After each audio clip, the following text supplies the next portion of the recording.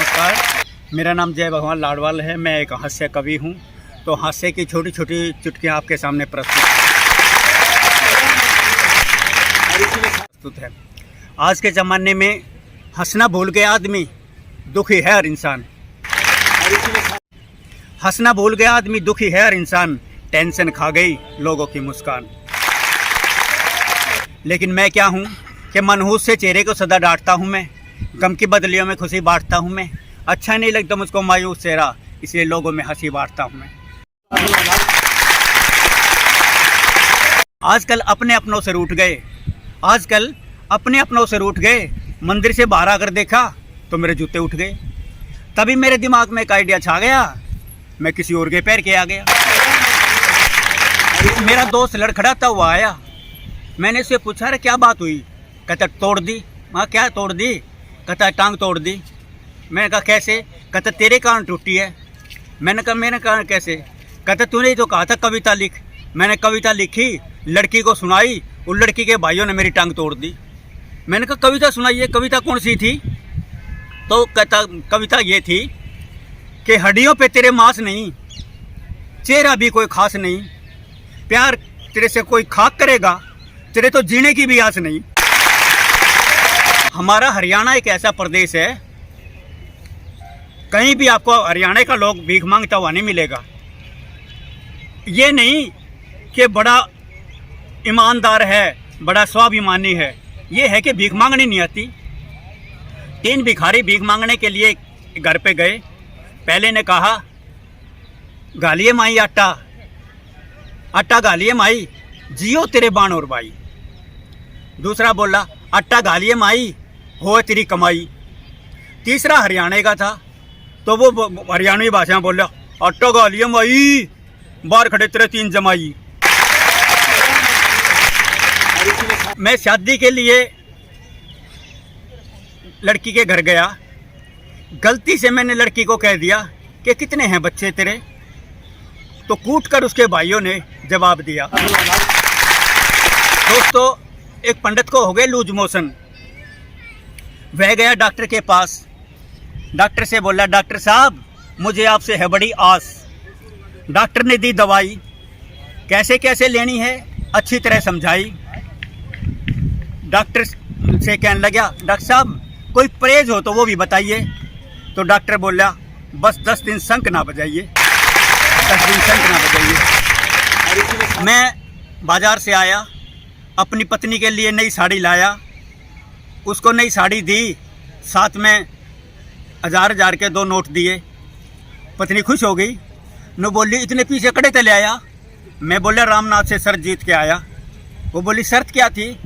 कहता मैंने कहा रामनाथ कह रहा था 10 और 10 20 होते हैं।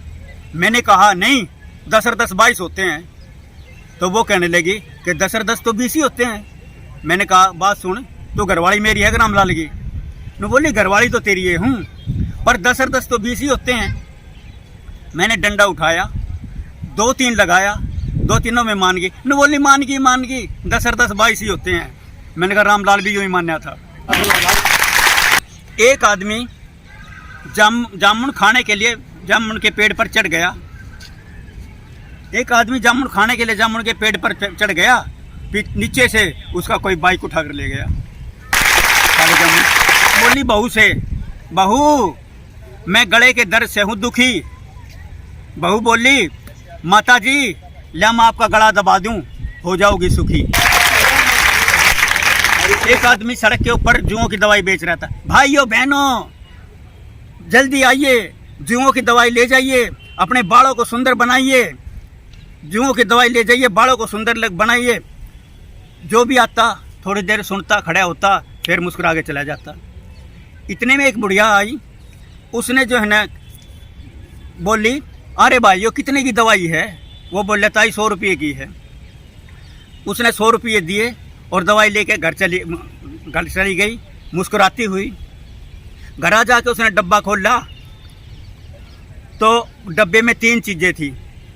एक कुल हथौड़ी, एक पत्थर और एक जो है ना पर्ची। और पर्ची पे लिखा हुआ था अपने जुओं को पकड़िए, पत्थर पे रखिए और हथौड़ी से मारिए।